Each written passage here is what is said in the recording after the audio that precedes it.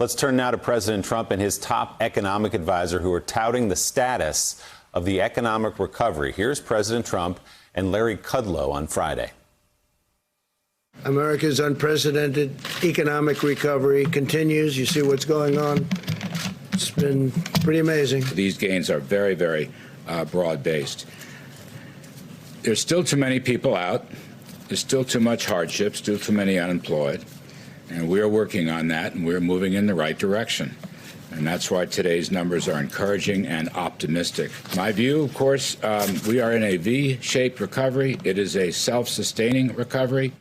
Joining us now, former Treasury official, Morning Joe economic analyst Steve Rattner. So Larry Kudlow there is talking about the August jobs numbers. Steve, still going to the V-shaped recovery. I think they'll use that term come hell or high water. So what does it look like to you? Is it a V? Well, they can call it a V-shaped recovery come hell or high water, but I think the facts are different. And you'll see here on this first chart that I brought that it doesn't quite look like a V. What you see here is an economy that was in free fall, particularly in the month of April, lost over 22 million jobs in a space of a little more than a month. And then you can see the beginnings of the climb back. And in May, 2.7 million jobs added, June, 4.8 million. But then the pace of job additions has slowed dramatically. In July, we added only 1.7 million jobs.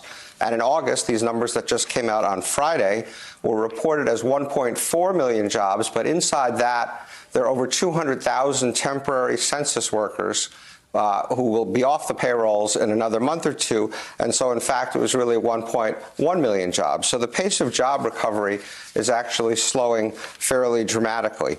One other small point, which is the 8.4% unemployment rate that they announced is actually really 9.1%. The Department of Labor itself said there was something called a misclassification error, so that number isn't quite as good either. Now let's turn to this question of whether we're dealing with a broad-based recovery of jobs or something that is more narrow.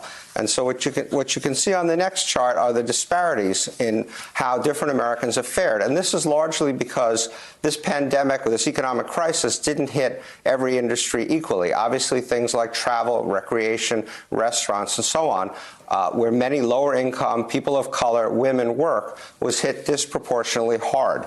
And so you can see the effects of that on this chart, that if you are a black person, 11.2% of blacks have lost their jobs compared to only 6.4% of whites.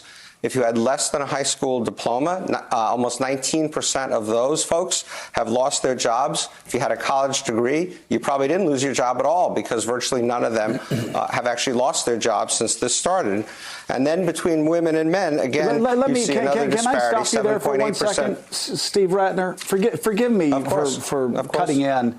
But we're on a delay, and I just really want to underline this one number, and shocking. Let's keep this chart up. So the statistics, the Bureau of Labor Statistics shows that if you have a college degree, that only 0.1% of people with college degrees lost their jobs, but almost 20% of people who have less than a college degree lost their jobs?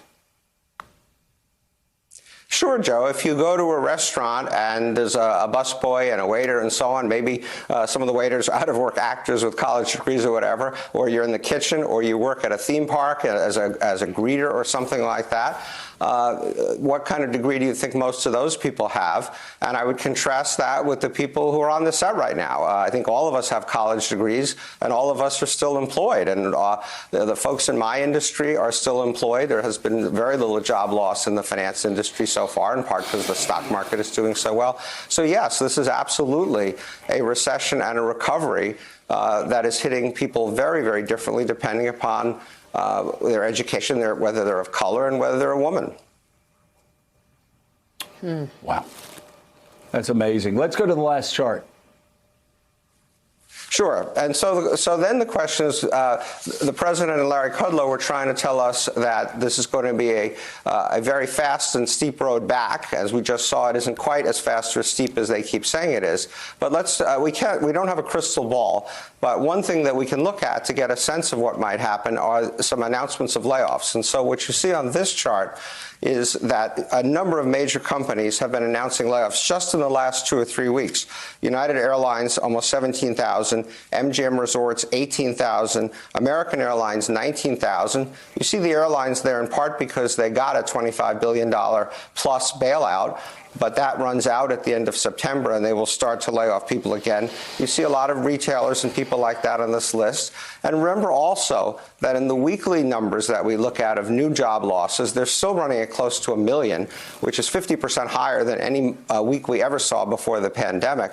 And so you do see this labor market starting to soften as businesses don't bring back everybody, and as the pace of reopenings slows. And on top of that, let's not forget my last point, which is that Congress still has not acted on a relief package. And so the $600 checks are over. The PPP is over.